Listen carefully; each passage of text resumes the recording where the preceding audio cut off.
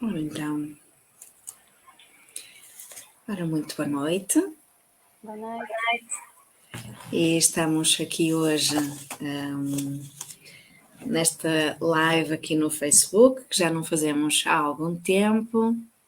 Temos aqui a nossa querida Helga já aqui a acompanhar-nos, com as boas-vindas à Lorena.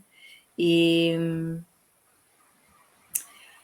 entretanto as pessoas também vão se juntando e nós vamos começando assim aqui devagarinho este nosso encontro.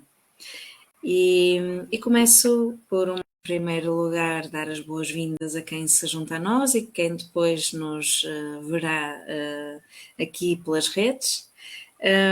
O meu nome é Lília Andrade, eu sou a fundadora e diretora técnica na Mente Positiva, que é uma clínica de psicologia, para quem não nos conhece ainda, e de desenvolvimento pessoal.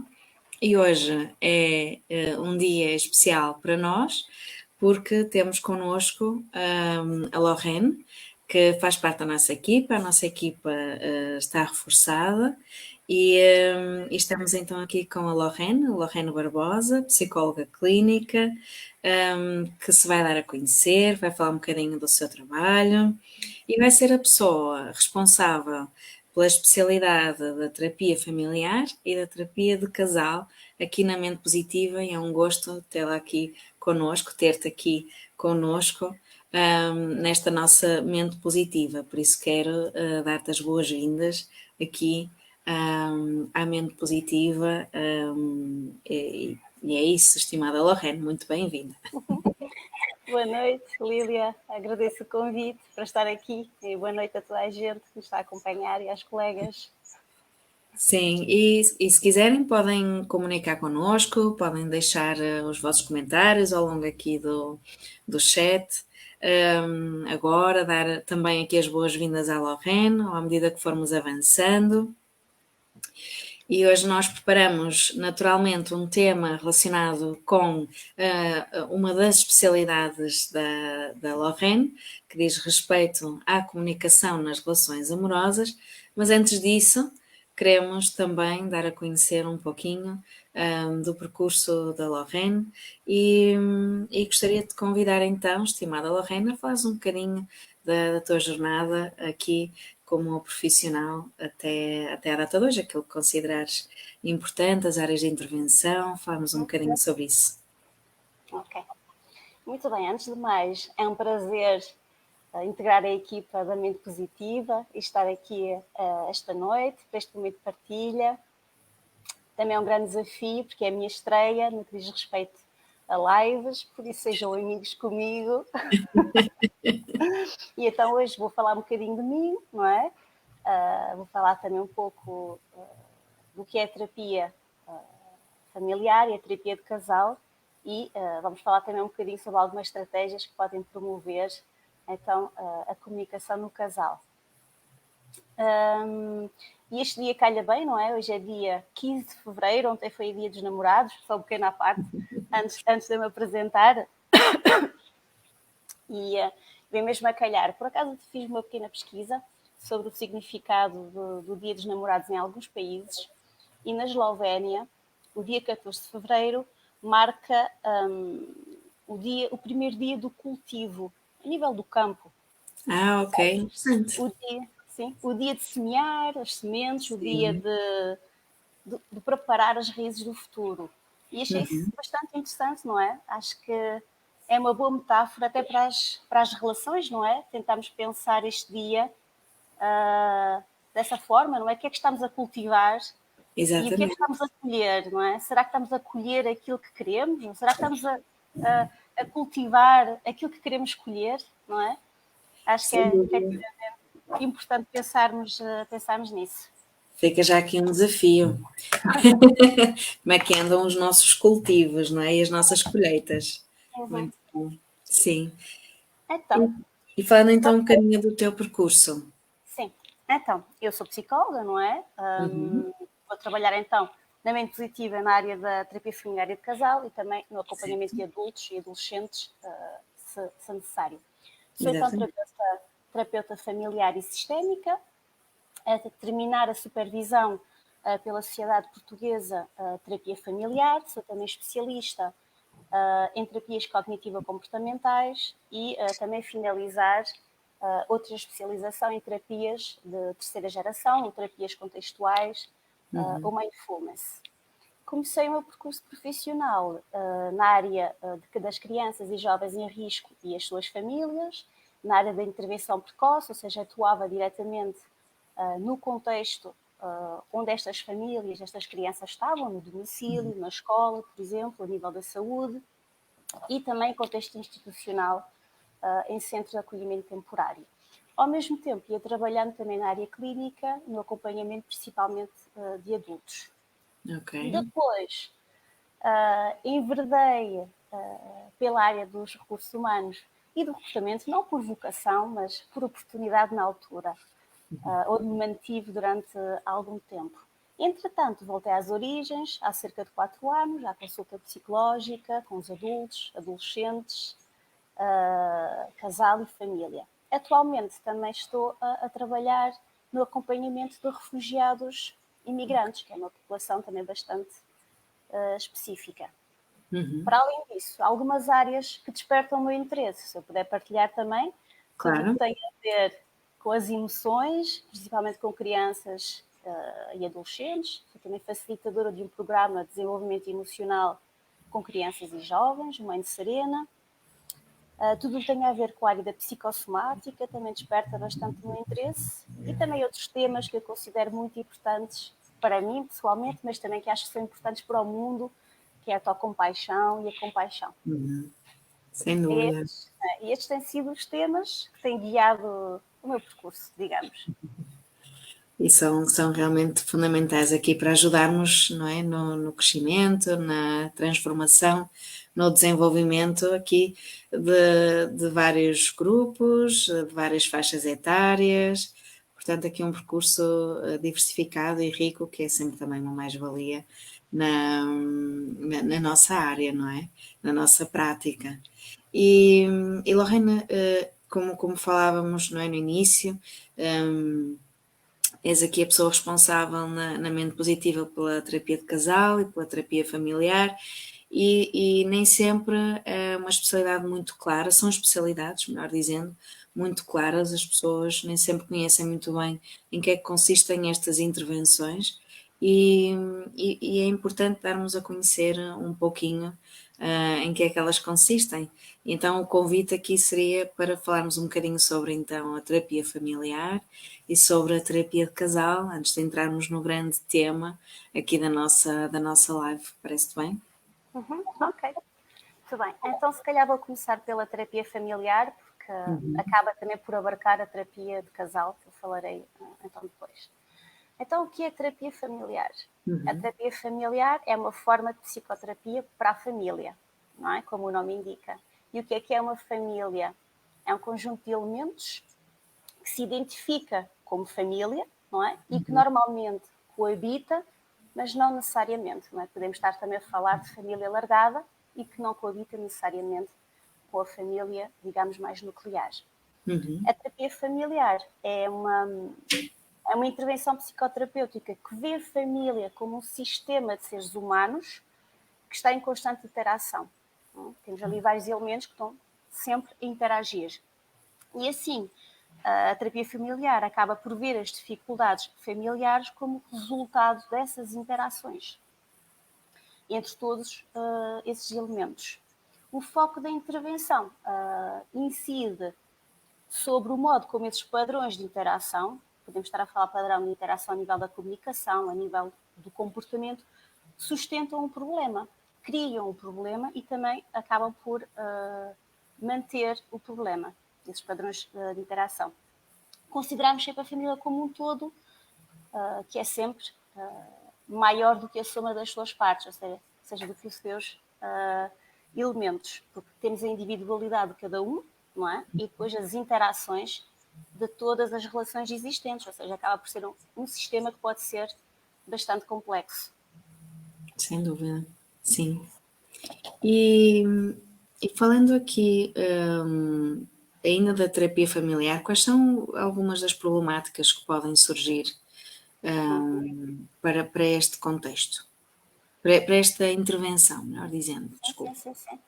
Então, muitos problemas que as famílias apresentam estão relacionadas com as dificuldades na transição de papéis ou mudanças normais de fases de vida, não é? Da evolução da própria família, o nascimento de um filho, tornar-se cuidador de um pai, permitir a autonomia de um filho na adolescência, por exemplo. Todas estas transições requerem reajustamentos, não é? Nos momentos em que elas acontecem. Pode parecer muito simples, mas é raro que uma família se queixe da forma como funciona, não é?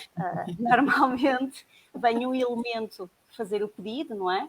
Exato. Ou para ele ou para outro elemento que apresenta alguma sintomatologia ou alguns determinados sintomas ou problemas de comportamento. As situações mais habituais em que pode ser útil será, por exemplo, em situações de conflitos familiares, conflitos relacionais e entre gerações diferentes, não é? Família nuclear, alargada, família de origem. Depois, problemas e dificuldades na comunicação, por exemplo, comunicação com tendência mais crítica, julgadora, não se conseguir falar de certos assuntos para um determinado elemento. Depois, alterações na dinâmica familiar, que acontecem em quase todas as famílias, e mudança de papéis, não é? Aquilo que eu já falei, nascimentos, etc.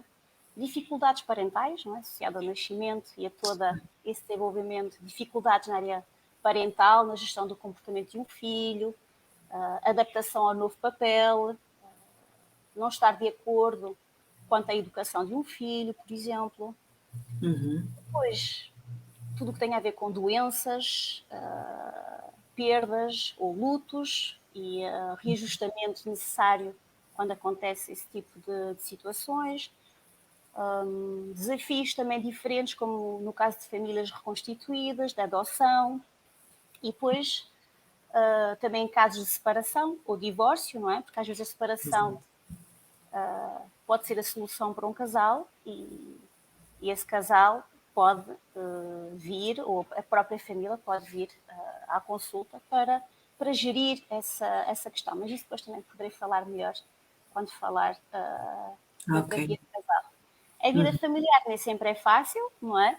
Há muitas mudanças ao longo do ciclo de vida da Sim. família que podem gerar stress à família ou alguns elementos, nem sempre a todos os elementos, mas a alguns elementos.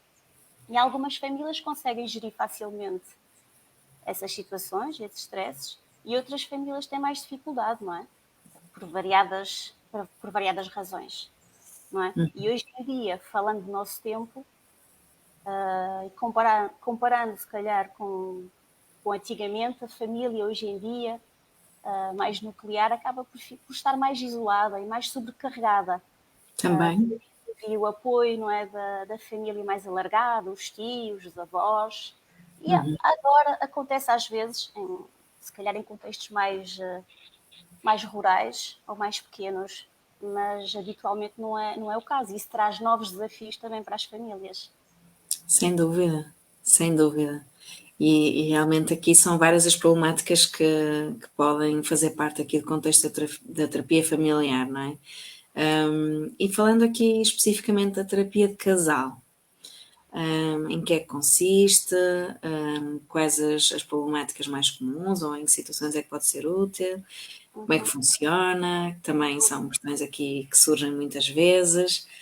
O que é que nos podes falar aqui especificamente da conjugalidade, da intervenção na conjugalidade?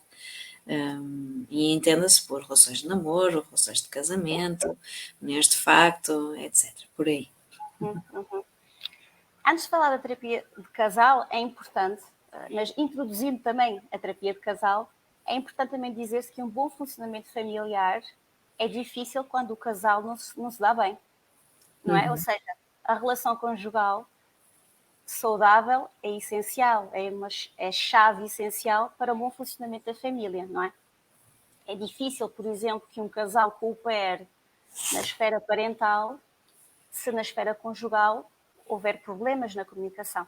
não é? Ou seja, Sem dúvida. é importante efetivamente trabalhar a área do casal. E então aqui é a terapia de casal. É a terapia familiar também, ou seja, tudo aquilo que eu já disse antes, na questão do sistema, mas com dois elementos que formam um casal.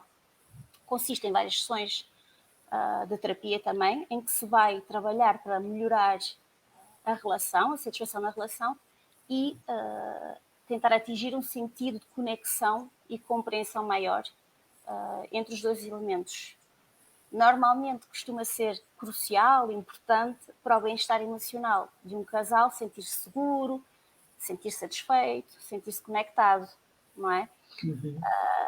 Quando os casais procuram terapia de casal, normalmente estes sentimentos de maior conforto, de maior calor, já foram substituídos por outros, não é? Pela dor, pela tristeza, pela solidão, a desconexão. Ou seja, Às a vezes terapia. até é a última esperança, não é? Sim, sim, sim. É a desesperança mesmo. Uhum. E a terapia de casal acaba por oferecer um espaço seguro para pensar acerca disso, não é? Para explorar as raízes dessa desconexão. Não passa por apontar o dedo, mas por ajudar ambas as partes a perceberem também de que forma estão implicadas no problema, não é? A Uhum. reconectarem-se emocionalmente, a escutarem-se de forma diferente, a comunicarem de forma mais consciente e a criar assim uma relação mais satisfatória e mais saudável. O Uhum. objetivo, o objetivo, em regra geral, é melhorar a comunicação, não é? E promover uma melhor gestão dos conflitos. Trabalha-se. Diz. Desculpa, estava aqui a pensar na questão da terapia funcionar ou não. Quando o desfecho pode não ser a manutenção da relação, não é? Ela Uhum. pode funcionar porque a comunicação foi trabalhada e os dois podem ter chegado à conclusão de que realmente não é para continuar, não é?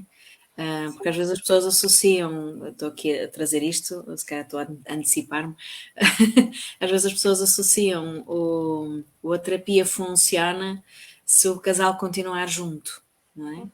E a terapia pode ter funcionado mesmo que o casal não continue junto. Sim, sim, sim, sim.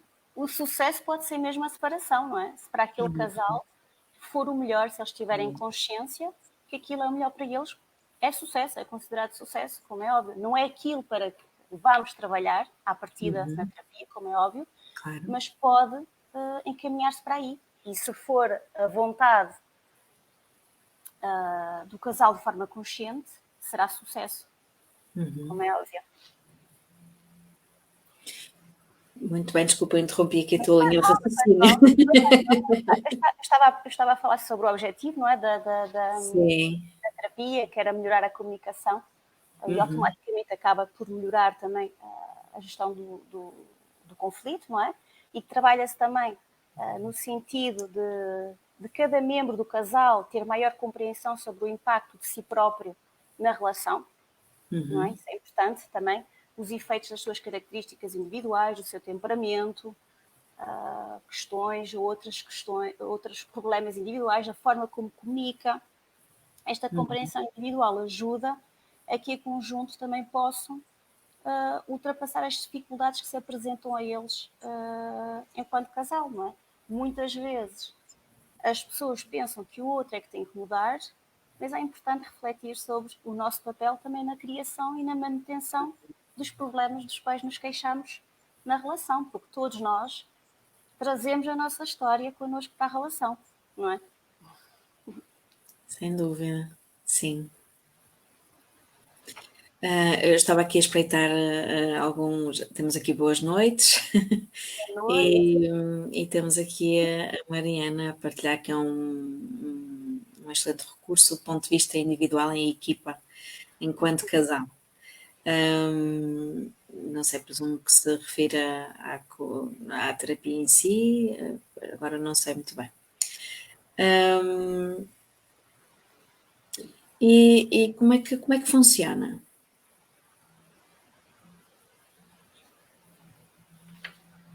Como é que funciona? Então, em primeiro lugar, até vou-te pedir para pôr aí um slide. Espera aí. Posso? Sim, vou partilhar aí uma imagem. Isso mesmo. Então, em primeira terapia de casal, como eu já disse, oferece um espaço seguro e confidencial para explorar as dificuldades, não é? Tentar encontrar um caminho para a relação, não é? Onde se pode explorar os sentimentos, as expectativas, as necessidades de cada um e refletir sobre a relação e os padrões de interação dessa mesma relação, não é? Ou seja, a forma como aquele casal comunica habitualmente. Também pode ajudar a perceber melhor algumas questões do passado que influenciam a forma como cada um se comporta na relação. Não é aquilo que cada um traz para a relação, aquilo que eu estava a dizer.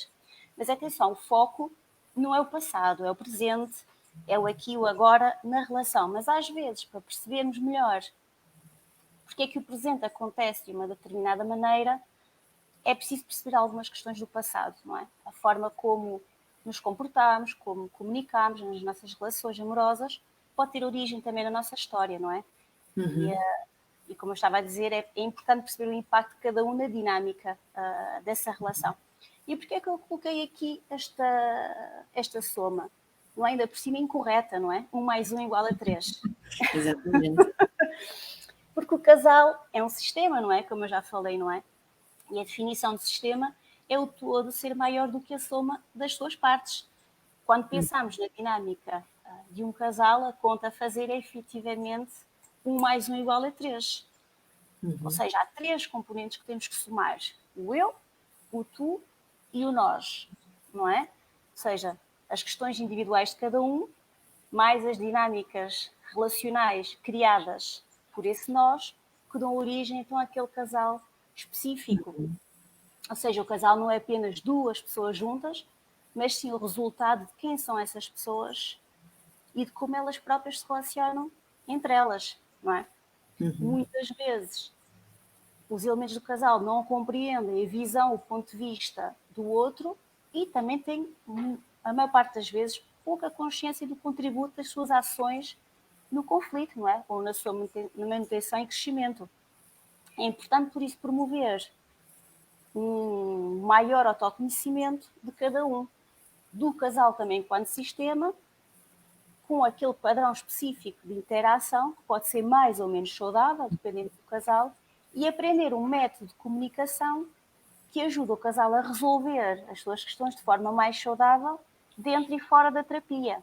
O objetivo nunca é resolver aquele problema X ou aquele problema Y, mas dar as ferramentas para que o casal possa resolver esse problema na vida real, não é? Que acontece fora da terapia.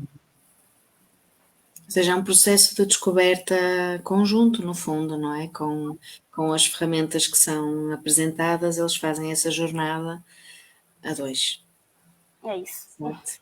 E aqui a nossa Helga estava a falar que a comunicação é uma das chaves mais poderosas para o casal, validando aqui, e 2 histórias de vida em interação e desenvolvimento contínuo, não é? 1 mais 1 igual a 3, também aqui uma validação da parte da Helga.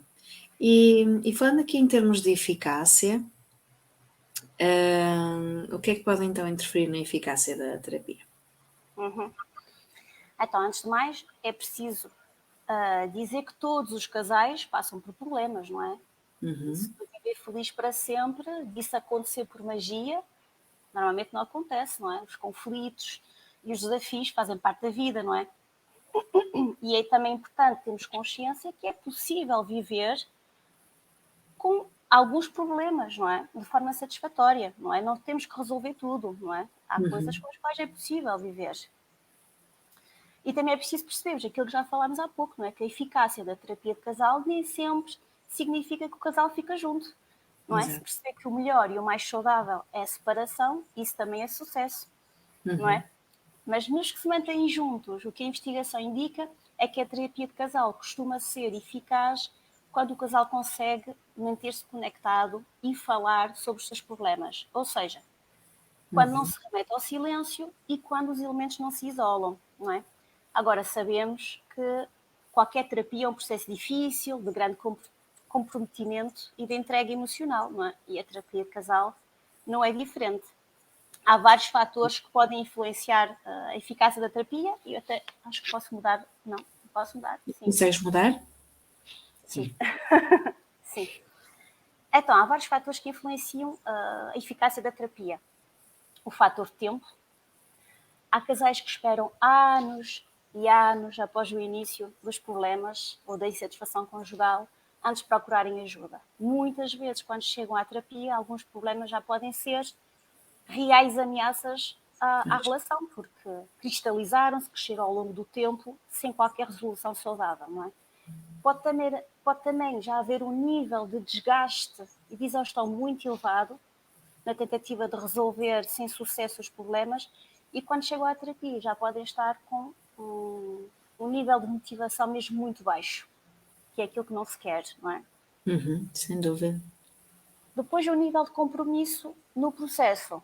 Os elementos do casal devem estar ambos comprometidos com a relação, em primeiro, não é? E depois com o processo terapêutico.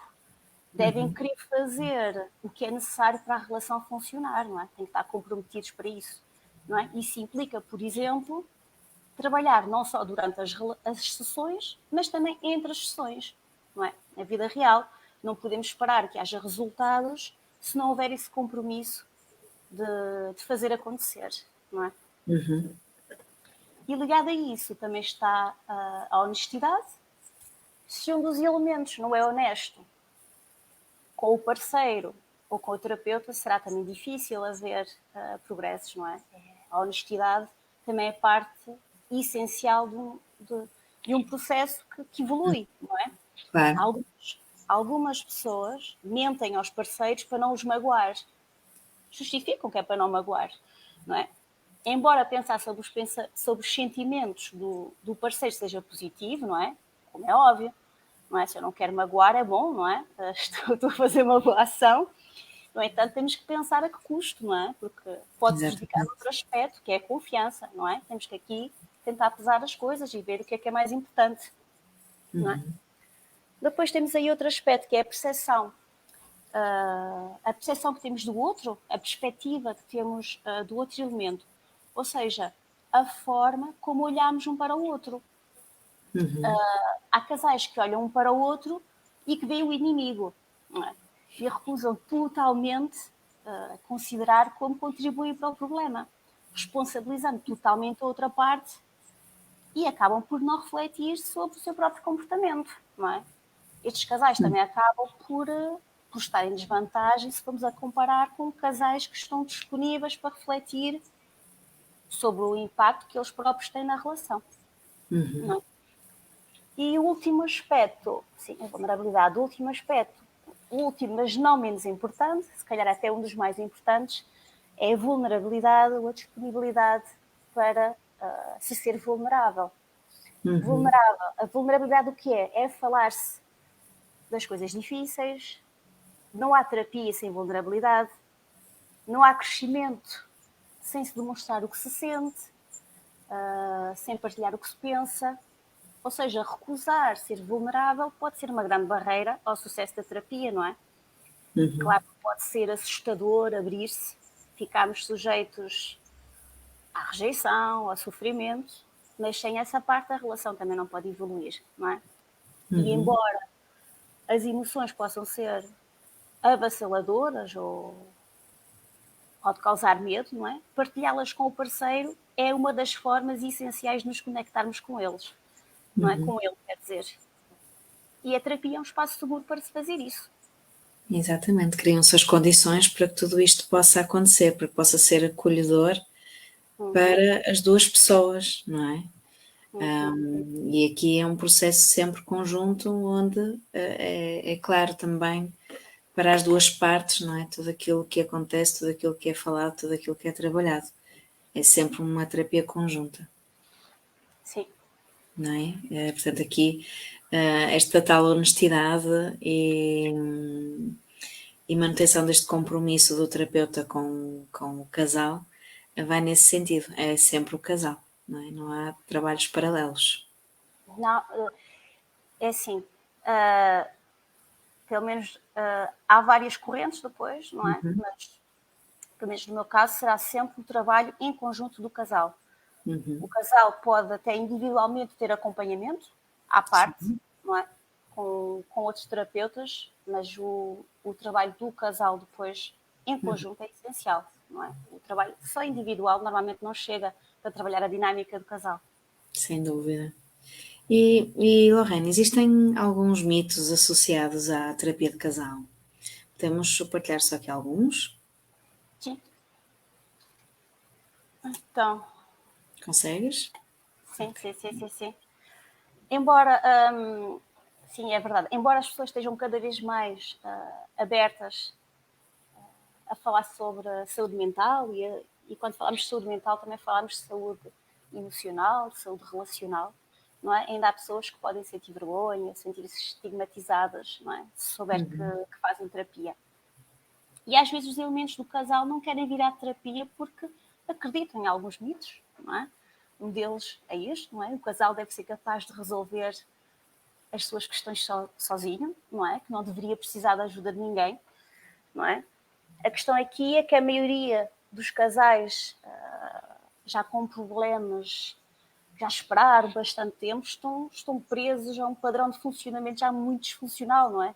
Já estão presos ao mesmo tipo de conflitos, estão constantemente a discutir sobre a mesma coisa, não saem daquele sítio, não é? Acabam por ficar bloqueados nesse padrão, não conseguindo avançar sozinhos. E nessas situações precisam claramente de um terceiro, não é? Neutro, que está a ver a situação de fora, para ajudar a tomar consciência desses mesmos padrões, não é? Que bloqueiam a evolução da relação, não é? E isto é muito comum, não é? É um dos principais motivos que atrasa a vinda à terapia, não é? E nós ouvimos isso na terapia individual, em que a pessoa que está com vontade de acolher este acompanhamento recebe do parceiro ou da parceira um não, porque então o que é que nós vamos lá fazer que não saibamos fazer nós, não é? E às vezes aquela questão que falavas há pouquinho de responsabilizar o outro pelo problema, não, eu estou bem, não é? Por isso tu é que não estás muito bem, portanto, se resolves as tuas questões, nós não precisamos de ir procurar ajuda, portanto, acaba por estar um bocadinho relacionada com isto, não é? Às vezes há um dos parceiros que até pode pedir ajuda e até pode começar a nível individual e normalmente vai gerar alguma mudança nele. E essa mudança normalmente acaba por gerar outra mudança na dinâmica da relação, não é? Porque o outro vai ver, mas tu estás a mudar algumas coisas, não é? Isso também pode fazer com que o outro venha à terapia, não é? Pode desbloquear também nesse sentido. Sem dúvida, sim, às vezes acontece isso.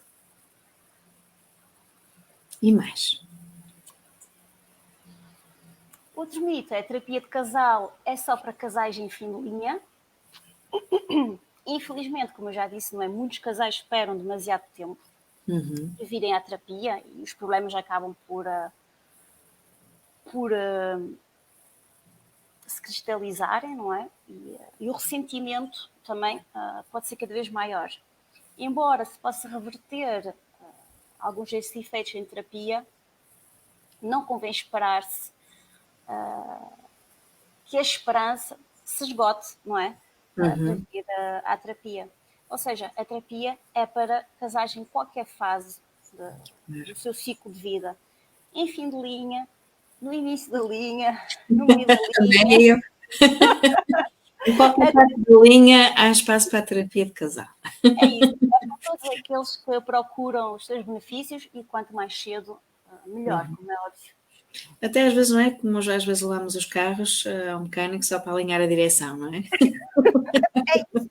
Mas há casais que vêm à terapia e que não têm necessariamente uma problemática específica.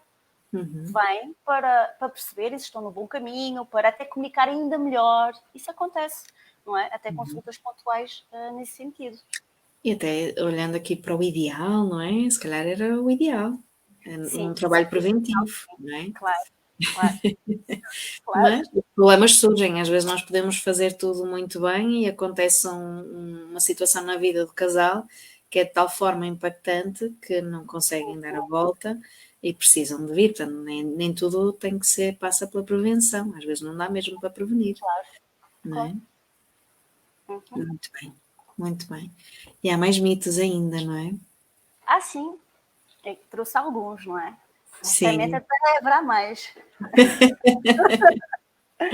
A terapia de casal serve para se perceber quem tem razão e quem não tem. Esta também é muito comum, não é? Sim. Mas tenho que informar que o terapeuta não é um árbitro e não vai tomar partidos, não é?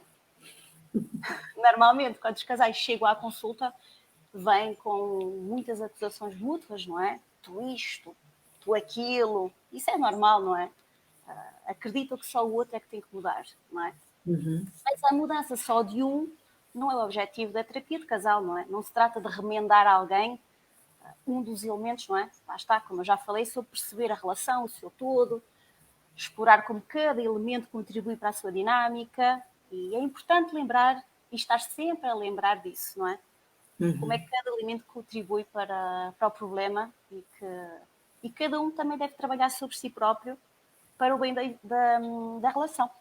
Uhum. Ou seja, são precisas duas pessoas para fazer uma relação, mas também são precisas duas pessoas para mudar a relação, não é? E a terapia requer, como já falámos, essa participação ativa de ambos os elementos. Muito bom. Sem dúvida. Hum, e mais? Então, só pessoas malucas fazem terapia. Esta é muito usual, não é? Qualquer tipo de terapia, não é? Mas pronto, ao Uhum. invés disso, sabemos perfeitamente que a terapia é sobre crescimento, é sobre aprendizagem, é sobre autoconhecimento, de várias formas, é um presente, uma oportunidade para o casal, não é? Uhum. E é de uma grande coragem fazer-se terapia, não é? A terapia não é para pessoas malucas, é para pessoas corajosas, não é? Sim, sim, até porque falámos naquela questão da vulnerabilidade, não é? E para nos permitirmos estar vulneráveis é preciso também coragem, não é? Essa Uhum. disponibilidade, sem dúvida. Portanto, a ideia da loucura à terapia, embora seja antiga, ainda prevalece, cada vez menos, mas que não seja isso que impeça as pessoas de nos procurarem, porque, muito pelo contrário, não estou louca, estão é no caminho certo para a transformação, sem dúvida. E por fim, eu sei que ainda tens mais um mito. Sim, o terapeuta vai recomendar-nos o divórcio. Ou vamos acabar por nos divorciar se formos fazer terapia, não é? Uhum. Sendo que não querem que isso aconteça, não é? No caso dos casais que não querem que isso aconteça. Não é função do terapeuta recomendar o divórcio a ninguém, ou a separação, não é? Ou dar a sua opinião sobre a relação amorosa. Ao invés disso, como é óbvio, o terapeuta poderá ajudar o casal a explorar as necessidades de cada um, não é? De cada elemento e do casal, e trabalhar no sentido de perceber se estas necessidades podem ser preenchidas, não é? Nesta Uhum. relação, como é que isso pode acontecer, o caminho que pode ser necessário para chegar até lá. Mas a Uhum. decisão de uma separação ou de um divórcio é da inteira responsabilidade de um casal, não é? E é uma decisão válida como outra qualquer. Exatamente, sem dúvida. E para finalizar aqui esta questão dos mitos, temos aqui a nossa Helga também dizer que há que continuar a combater o estigma. Não é só um objetivo para os psicólogos e psicólogas, é para todos nós combatermos este estigma em relação à intervenção psicológica e, sobretudo, estes mitos, seja na terapia de casal, seja em que terapia for, não é? Porque realmente é como dizias e muito bem, é para proporcionar o crescimento, a transformação e estarmos mais alinhados com aquilo que é importante para nós, seja no nosso sistema, seja individualmente, mas tem como esse objetivo e na terapia é um espaço seguro, não é? Sim, E um espaço aberto para nós podermos ser, é isso mesmo. não é? E falando aqui do tema que nos trouxe hoje, ele não surge por acaso, porque é realmente fundamental nas relações, em todas as relações e nas relações amorosas, é uma das questões, as dificuldades de comunicação é uma das questões que surge muito no setting terapêutico e é por isso que está aqui como tema aqui para esta nossa live, não é? E pensando então aqui na comunicação, nas relações amorosas, o que é importante na comunicação? Uhum. Então, sim, claramente, um dos principais objetivos, não é? Como já falei, a terapia de casal passa por ajudar o casal a comunicar de uma forma mais saudável, não é? Mais honesta, na tentativa de compreender as perspectivas e os pontos de vista e o ponto de vista do outro, não é? E quando falamos em comunicação, temos que começar por falar em comunicação assertiva, e eu tirei aqui os slides, mas afinal podes voltar a Eu vou pôr. pôr outra vez, espera aí. Desculpa. Aí, não saltou. Ok. Eu é que Temos pus só para aí. trás. Desculpa. Então, e o que é a comunicação assertiva? É a habilidade de falar de uma forma que tem em consideração os direitos e opiniões dos outros, ao mesmo tempo que tem em consideração e respeita os meus direitos, as minhas necessidades e os meus limites, não é? Ou seja, eu importo, mas tu também importas, não é? Importamos todos. É um estilo de comunicação eficaz, não é? Não confrontativo, quando expressarmos opiniões divergentes, e também na gestão do conflito, porque acabamos por defender e respeitar os nossos direitos, mas também os dos outros, não é? E acaba por ter um impacto na diminuição do conflito, não é? E por ajudar a manter o respeito pelo outro, mesmo em situação de desacordo. E o que é que comunicar de forma assertiva implica? Ou que coisas é que podem ser úteis numa relação? Rejeitar pedidos ou exigências, saber dizer não é comunicar de forma assertiva, não é? Não vou fazer isto porque não quero, ou porque neste momento não é a minha prioridade, ou a minha prioridade é outra coisa qualquer, de acordo com os meus limites, não é? Mas também respeitando os direitos dos outros.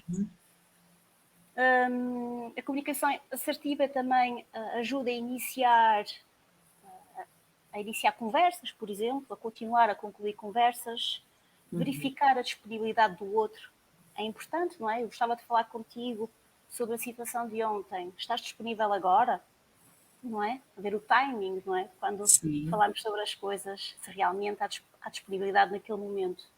Quem está connosco, se quiser, pode ir partilhando alguns desafios na comunicação, algumas coisas que vão pondo em prática e que vão sendo úteis, não é? Uma das coisas que as pessoas relatam muitas vezes é a dificuldade em dizer não ao outro, não é? Ou às vezes a dificuldade em estabelecer limites, que passa pelo dizer não é? Dizer aquilo que eu sinto, aquilo que eu quero, não se tornarem visíveis muitas vezes. E às vezes temos o oposto, que é eu tenho que dizer, porque quando eu digo eu fico aliviada. Só que depois a forma como é comunicado ao outro Sim. não é propriamente assertiva, não é? Eu estou a dizer realmente o que eu penso, estou a ser honesta, a dizer o que eu sinto, mas sem este cuidado com a forma, não é? A tal frontalidade. Eu sou frontal. Também acaba por ser algo que também surge, não é? Digo eu, não sei o que é que pensas sobre isso.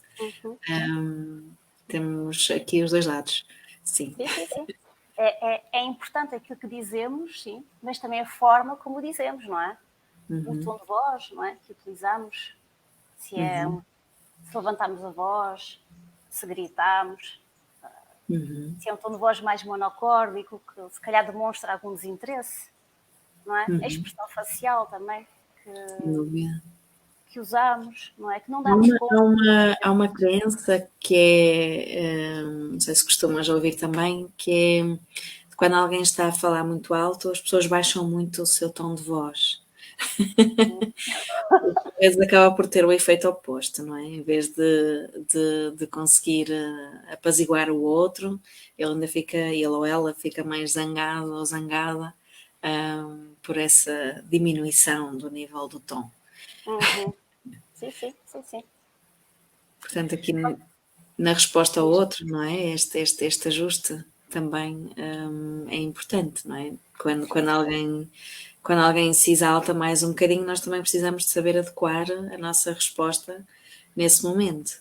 E nem sempre é fácil, não é? Aliás, não é Exatamente. nada fácil. Quando estamos numa situação de luta, entre aspas, não é?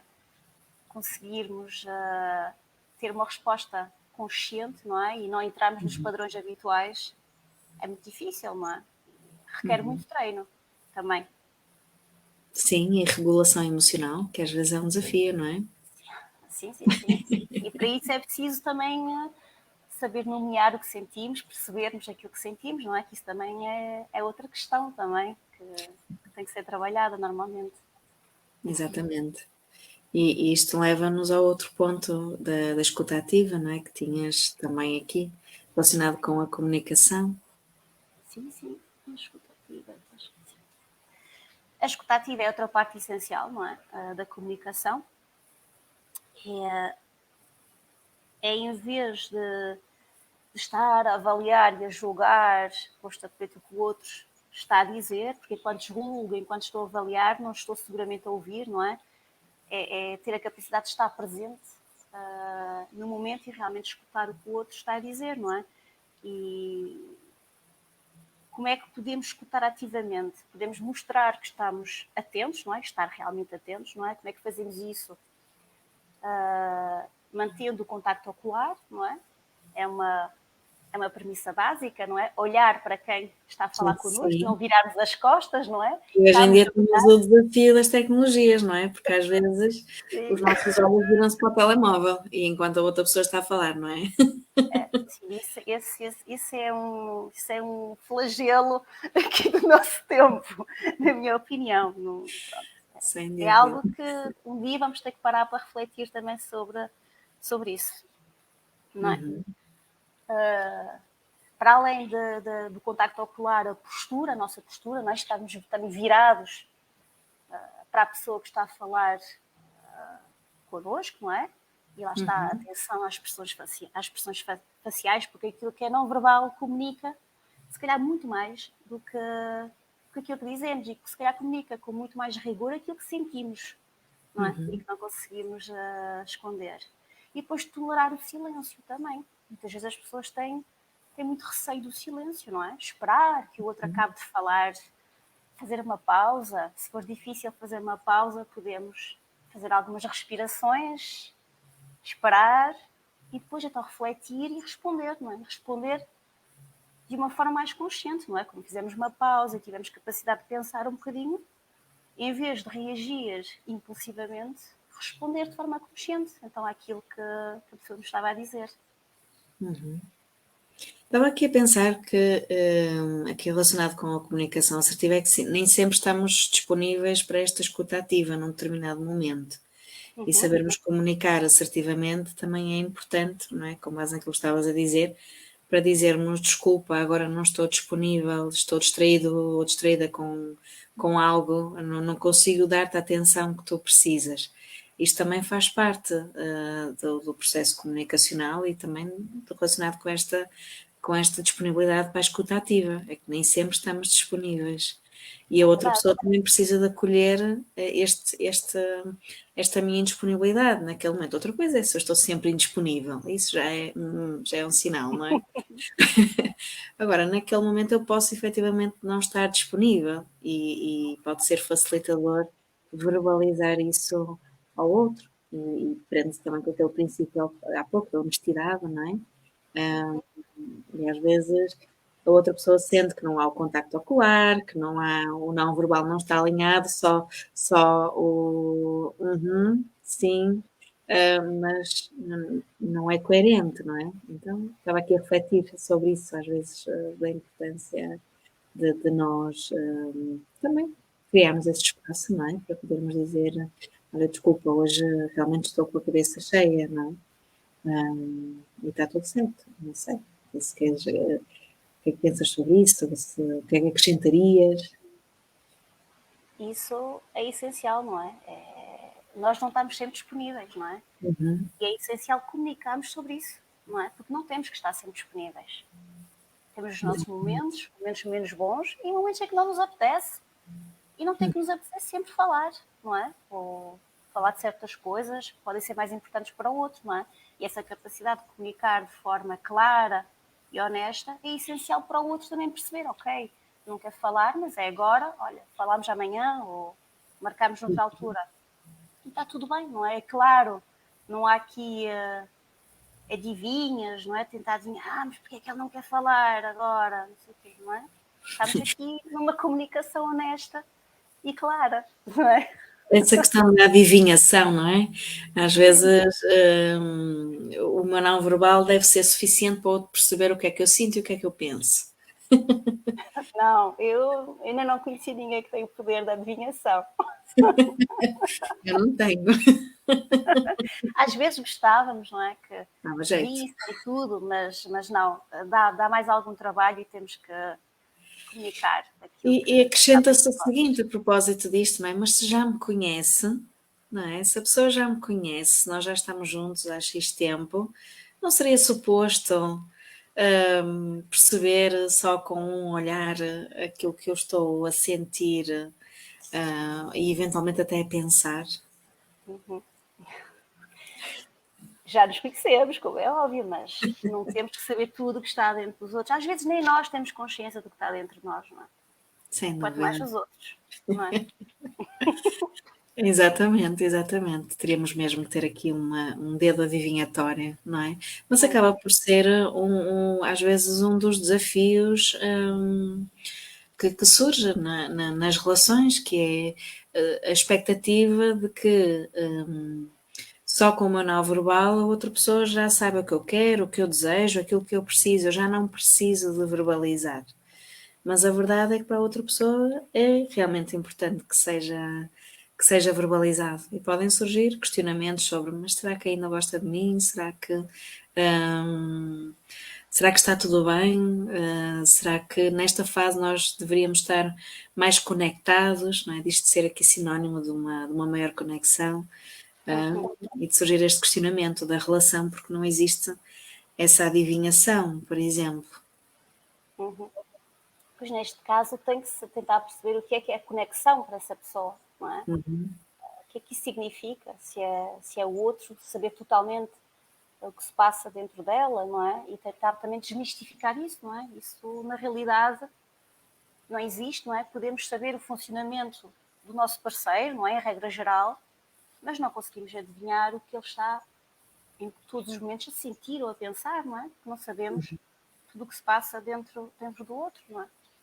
Também é importante falar sobre isso, Uhum. que é um trabalho, Uhum. não é? Contínuo, né, de criar É um esses trabalho contínuo, espaços. não é? Sim. Isso também é uma coisa interessante que depois se calhar dá para outra live, não é? Que é esta ideia de que a relação institui-se, não é? Já está, e depois já não preciso fazer mais nada. Já está, Pois sim. está assegurada, está garantida. Isso, por acaso, olha, eu trouxe uma frase que está por acaso está no fim dos slides, até vou lê-la agora, não é? Não, deixa para o fim, deixa para o fim, deixa para o fim, Então deixa fica para o o fim. suspense. É, deixa para o fim, deixa para o fim. Tem mesmo a ver com isso, tem a ver com isso. Ok, fica aqui para o nosso resumo final. Sim. Antes de avançar, só que a Helga está a partilhar que a regulação emocional naquelas situações de maior tensão é difícil, sim, é um desafio para várias pessoas, mas que é trabalhável, não é? Uhum. E fala sobre a importância dos elementos do casal estarem conectados e alinhados um com o outro, para lá está, para poder existir este espaço de comunicação mais assertivo, de escuta ativa, de disponibilidade, não é? Sem dúvida. Uhum. É Obrigada, Helga. importante. Então eu trouxe aqui outra estratégia, o Uhum. substituir o tu pelo eu, não é? Ou seja, muitas vezes quando comunicamos no casal, podemos ter a tendência de usar frases que começam com tu, não é? Que podem Uhum. soar de forma mais agressiva, mais crítica, não é? Tu isto, tu aquilo, tu és sempre a mesma coisa, não fazes nada, tu não fazes nada bem. E este tipo de frase também acaba por colocar o outro à defesa, não é? Então Uhum. podemos tentar substituí-las por frases que começam por eu, para expressar aquilo que sentimos, não é? E manter o foco em nós. Acabamos por sair da acusação e entrar na partilha daquilo que é o sentimento, não é? E como eu estava a dizer, utilizar este tipo de comunicação, ou que estamos a falar, de uma forma mais aberta e mais honesta, pode ser difícil, não é? Principalmente quando estamos no meio de um conflito. a lidar com sentimentos, vários sentimentos, muita coisa ao mesmo tempo sim. a acontecer cá dentro, não é? Acabámos por dizer coisas que magoam o outro, coisas que não são bem aquilo que queríamos dizer. E isto também é normal, não é? Não vamos agora aqui ser perfeitos, que a partir de agora eu vou incorporar esta comunicação e vou falar sempre assim, não é? Isto é utópico também, não é? Exato. Real, não é? É normal, estamos habituados a falar de uma certa forma, não é? Temos um certo padrão e temos que trabalhar uma comunicação alternativa. Isso requer treino, não é? E usar frases que começam com will acaba por ser uma forma muito empática, não é? De assumir aquilo que eu sinto, comunicar de forma tão clara, não é? É uma estratégia que passa por ensinar formas de expressar necessidades em vez de críticas. Por exemplo, em vez de dizer tu nunca és carinhoso comigo, posso dizer eu gostava que tu fosses mais carinhoso comigo e que pegasses na minha mão. Ou em vez de dizer porquê que és tão desagradável comigo, posso dizer eu sinto-me triste quando falas dessa forma comigo. Ou em vez de dizer tu estás sempre a gritar, posso dizer eu não me sinto confortável quando tu levantas a voz, não é? São todas alternativas e Sim, que requerem treino. sem dúvida. Não é? Requer essa habituação, requer a tal autorregulação que falámos há pouquinho, para não ficarmos logo à defesa, não é? Até porque quando nós nos sentimos atacados, nós não estamos a pensar na resolução, nós estamos a pensar de que forma é que eu me vou defender daquilo que me está a ser Sim, dito. sim, E sim, sim. andamos sempre, é ping-pong, não é? Portanto, é uma sugestão muito importante. Este eu, em vez do tu, e do dedo apontado, não é? Sim, sim, sim, sim, sim. Sem dúvida. Hum, e, e, e temos ainda este ponto importante que eu acho que é fundamental em qualquer tipo de comunicação, não é? Que trazes aqui para nós, que é a comunicação não violenta. Vamos falar um bocadinho em que é que consiste. É a comunicação não violenta ou a comunicação consciente, quer dizer, e afetiva, não é? Pode ser outra forma também de chamar essa comunicação. E aqui a questão que se coloca é: será que comunicamos de forma violenta? É uma boa pergunta. Não é? É importante refletirmos sobre isso nas nossas relações, não é? Se definirmos violência como causar tristeza, mágoa, a nós próprios ou a outros, então se calhar a forma como na maior parte das vezes comunicamos numa situação de conflito corresponde a esta descrição, não é? Todos Sim, nós acabamos, é? Todos nós acabamos por ter a capacidade de sermos compassivos, não é? Aquilo que eu já tinha falado no início, da compaixão. Mas é fácil desligarmos dessa capacidade quando estamos no modo de luta, não é? Quando passamos por emoções difíceis, acabamos por entrar em modos de comunicação automáticos, não é? E isso é perfeitamente normal. Não quer dizer que tenhamos má intenção, não é? Mas o que é verdade é que a comunicação violenta é automática, não é? Muitas vezes acabamos por aprender também por falar assim. Mas pronto, isso também já é outro tema, não é? Que tem a ver também com a regulação das emoções. Então, e qual é o primeiro passo da antes comunicação disso não violenta? podemos só ver, desculpa, a Lorraine estava aqui a pensar, podemos só ver assim alguns exemplos de uma comunicação violenta, porque a intenção ela não é de agredir, não é? Mas, muitas das vezes, outras vezes é, não é? Mas pensando nesta ideia de que aqui a intenção não é agredir o outro, mas da forma como nós estamos a comunicar, torna-se uma comunicação violenta. Será que nos podes deixar aqui um exemplo ou outro de uma comunicação violenta? Chamamos violenta, que é não consciente e não afetiva, não é? Ou seja, que não tem Sim, se calhar em consideração exatamente. o outro, O não é? outro. Uhum. Tudo o que tem a ver com generalizações, com críticas, Tu és sempre assim, não é? assim, tu és igual a, E tu tua és igual ao mãe, teu ou teu pai. pai, Sim. esse tipo de coisas. Uhum. Depois também vou dar um exemplo do processo mesmo, de como é que se pode fazer uma comunicação não violenta, e tenho aqui o exemplo contrário, não é? Uhum. Estou farta, é sempre a mesma coisa, és Sim. um desleixado, esse tipo de coisas, não é? Que Ou são nunca práticas me que ouves, não é? Não me ligas saem de forma nenhuma. automática e que, no Uhum. fim de contas, não acrescentam nada à resolução do problema, não é?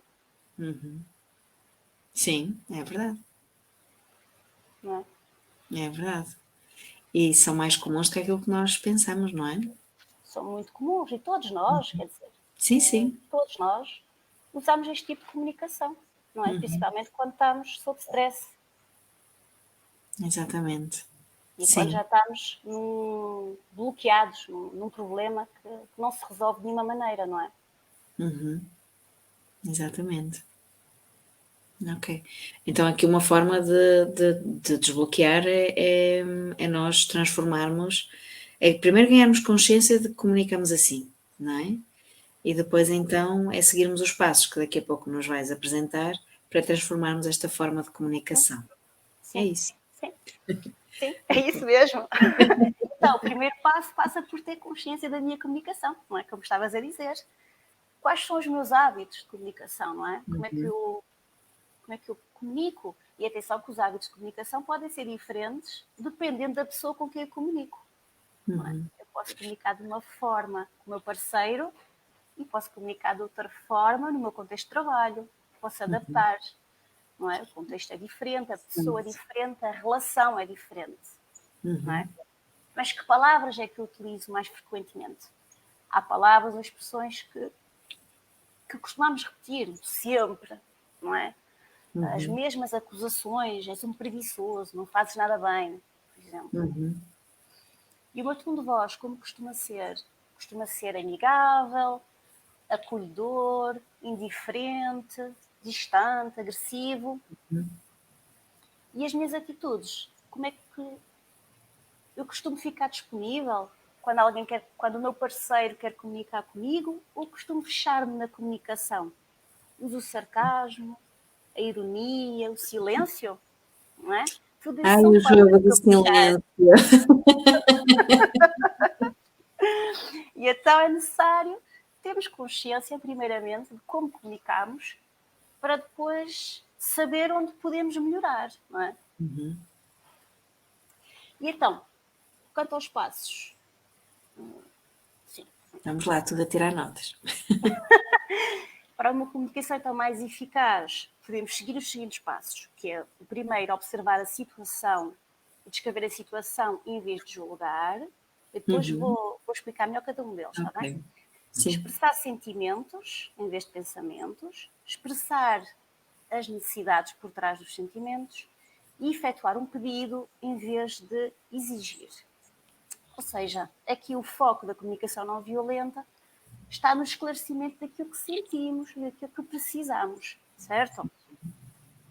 Então, o primeiro passo, que é observar então o que está a acontecer, os atos concretos que estão a afetar o meu bem-estar, sem avaliar e sem julgar. Nós costumamos fazer avaliações, não é? Generalizações de tudo. Nunca fazes nada bem. Depois pensamos que sabemos a verdade absoluta, não é? Quando utilizamos o sempre e o nunca e o verbo ser, tu és isto, és sempre a mesma coisa. O objetivo aqui é o contrário. Não é avaliar, mas descrever factualmente o acontecimento. Tu nunca pensas nos outros, por exemplo, não é? Uhum. Pode-se transformar numa coisa do género. Ontem acabaste com o último pacote de leite e não colocaste na lista das compras. Isto é factual, não é? Pois, Uhum. os nossos filhos não beberam leite ao pequeno almoço como é costume. É factual. Tudo o que está aqui dito, não é? E é muito diferente de tu nunca pensas nos outros. Sem dúvida. Muito diferente. O passo 2, que é expressar sentimentos, então, passa por identificar aquilo que eu sinto relativamente à situação e expressá-lo. E aqui podemos ter um problema, não é? Porque se não sabemos o que sentimos, não podemos expressá-lo, não é? Sem dúvida. E muitas pessoas aprenderam a funcionar assim, a suprimir as suas emoções, a não as processar e acabam por ter dificuldade em nomeá-las, não é? Ou seja, é preciso um trabalho prévio sobre as emoções. Mas pronto, esse também é outra temática que dava para outra live, não é? Como é que Sem podemos, dúvida. Temos que como é que podemos, programar. como é que podemos expressar sentimentos? Simplesmente nomeando aquilo que estamos a sentir e perceber as diferenças, não é? Sinto-me triste, estou frustrada, estou zangada, estou irritada, estou exausta, estou magoada. Pronto, há uma série deles, não é? Sem dúvida. Que se adequam à situação. O passo 3, expressar as necessidades. Então, passa por identificar a necessidade que está subjacente a esse sentimento e expressar então a necessidade, não é? Quando associo o sentimento à necessidade não satisfeita, normalmente estou a assumir a responsabilidade daquilo que sinto. E também estou a dar a possibilidade ao meu parceiro de decidir se quer ou não responder à minha necessidade, não é? Então, o objetivo passa por identificar e comunicar a minha necessidade. Como é que isso pode ser feito? Eu sinto-me furiosa com o teu atraso, porque tínhamos combinado preparar a apresentação antes da reunião, que é daqui a 2 minutos, e já não vai dar. Isto é diferente de dizer sinto-me furiosa com o teu atraso. O atraso é uma coisa externa, não é? E eu estou aqui a explicar o porquê. Porquê que eu estou furiosa? Estou furiosa com o teu atraso, correto, não é? É factual, não é? Atrasaste-te. Porque tínhamos combinado preparar a apresentação antes da reunião, que é daqui a 2 minutos, e neste momento já não vai dar. Ou seja, estou furiosa porque já não vou conseguir preparar a reunião, não é? E o quarto passo, que é efetuar um pedido. Um pedido concreto para melhorar o meu bem-estar e, consequentemente, o bem-estar do casal.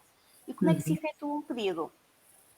Utilizando uma linguagem positiva, peço desculpa, no pedido.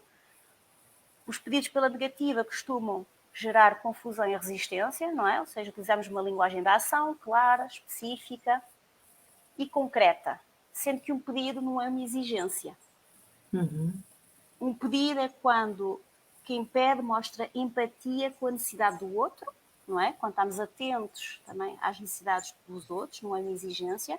E uma exigência é quando, juntamente com aquilo que estamos a solicitar, estamos a efetuar uma crítica, ou a julgar, ou pretendemos gerar sentimentos de culpa. Normalmente utilizamos expressões nas exigências, como tu deverias, ou eu mereço, ou tenho motivos para, ou tenho o direito de, não é? Um exemplo de um pedido pode ser: será que tu podes chegar à hora combinada para a próxima reunião? Não é? Ainda seguindo o exemplo anterior, sinto-me furiosa com o teu atraso. O Sim, pedido sim. será que podes chegar à hora combinada para a próxima reunião? Ou seja, estamos a dar uma indicação clara ao nosso parceiro daquilo que ele pode Tendo, fazer. tendo em atenção a forma, não é? Claro que sim, tem atenção Se eu disser a isso com forma, não é? ironia, lá se vai a comunicação não violenta. Sim, claro que sim. Ok. Sim, a forma é sempre muito importante, portanto, não, porque às vezes o conteúdo, estamos aqui, eu lancei isto assim a brincar, não é? Mas a forma é muito a sério, porque o conteúdo pode estar ali todo alinhado e direitinho, mas ser tudo num som sarcástico. E aí lá se Claro, vai a comunicação não violenta, não é?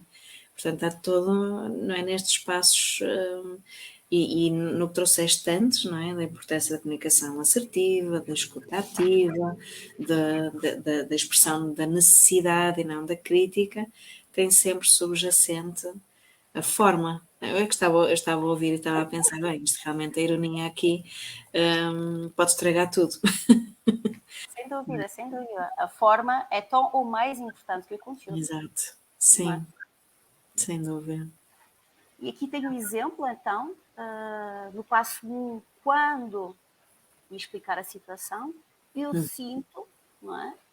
Porque eu preciso ou gostaria, será que, não é?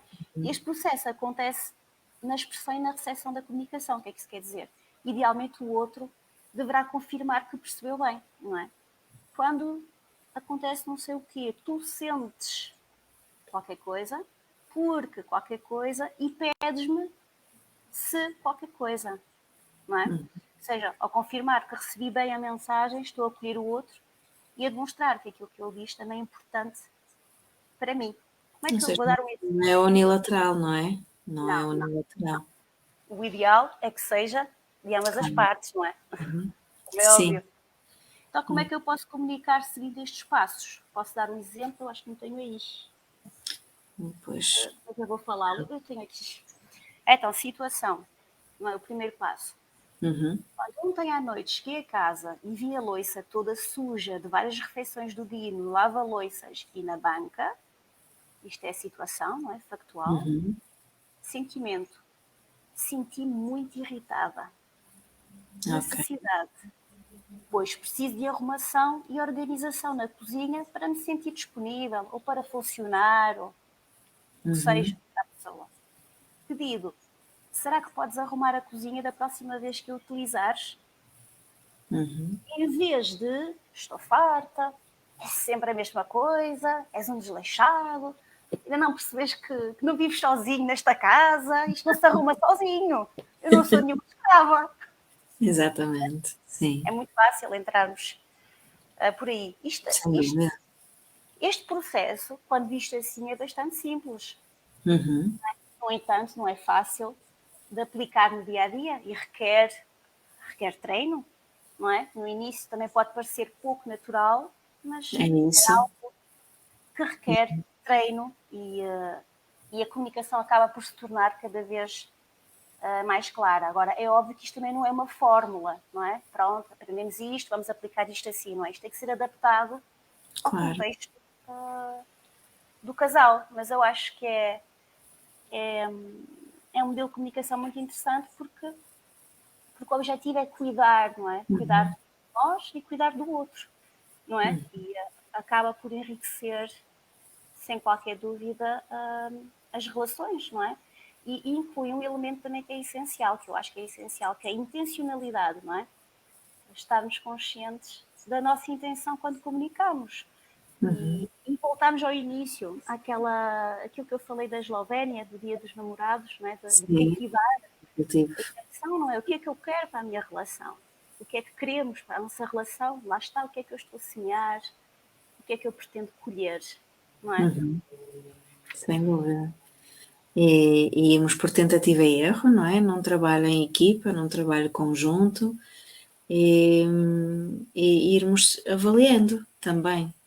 Aqui esta autoavaliação, este trabalho individual, o autoconhecimento, tudo ajuda neste trabalho na comunicação, nas relações amorosas, aqui em particular, não é? Embora esta comunicação não violenta se aplique em qualquer contexto. Em qualquer contexto, sim, sim, como é óbvio. Aqui Exatamente. estamos a particularizar nas relações Uhum. amorosas, mas é útil em qualquer contexto. É o contexto Exatamente. profissional, por exemplo, também. Uhum. É um Sem contexto da vida. dúvida, sem dúvida. Hum, não sei se há alguma questão que queiram colocar sobre este tema. Esta é a oportunidade. Falem agora ou calem-se para sempre. Brincando aqui um bocadinho, mas é a oportunidade de termos aqui poder esclarecer alguma questão, algum desafio que possa ser comum no dia a dia e que possamos aqui aproveitar a presença da Lorraine sobre este tema para ajudar aqui a esclarecer algum ponto. Por isso fica aqui o convite. Eu sei que demora um bocadinho às vezes a escrever as perguntas, por isso também vamos dar esse, esse espaço. Não é? Pronto. Há um bocadinho eu estava assim a pensar que também pode dar aqui para uma outra live, que é quando falamos aqui da comunicação violenta, e os exemplos que trouxemos, não estamos a falar de violência verbal, que são duas coisas, se calhar aqui o extremo da comunicação violenta, não é? E convém distinguir que o facto de nós fazermos generalizações, não estamos a exercer violência verbal no sentido do que é a agressão, não é? Sim. É assim, eu nem sequer falei desse tipo de violência que estás a falar, porque o contexto da violência doméstica, se é aí que podemos estar a chegar, Sim. porque neste caso é a terapia familiar, a terapia de casal, neste caso, não é de todo o melhor contexto para se trabalhar a violência doméstica. Não é? A violência doméstica tem que ser tratada nas instâncias Adequadas. adequadas, não é? A nível policial ou também depois a nível individual, não é? A nível do agressor e também da vítima, não é? Mas este tipo de comunicação não pode ser utilizado para a vítima amenizar a situação, a não ser que esteja a planear sair da relação. Exato. E enquanto não o faz, pode utilizar este tipo de comunicação. Mas não é o objetivo utilizar-se esta comunicação para a relação deixar de ser violenta, não é? Eu não estava a pensar por aí, mas é muito pertinente essa análise também, não é? Eu estava aqui a pensar às vezes, não é, até pela terminologia, de se poder confundir estas formas de comunicar que todos nós acabamos por ter e que podemos ir trabalhando no dia a dia como uma forma de violência, não é? Já entrar nesse campo e, portanto, também não irmos para esse extremo, não é? Por isso é que eu gosto de chamar esta comunicação não violenta comunicação efetiva e consciente. Já não nos leva tanto para esse extremo. Sem dúvida. Não é? Concordo. Subscrevo.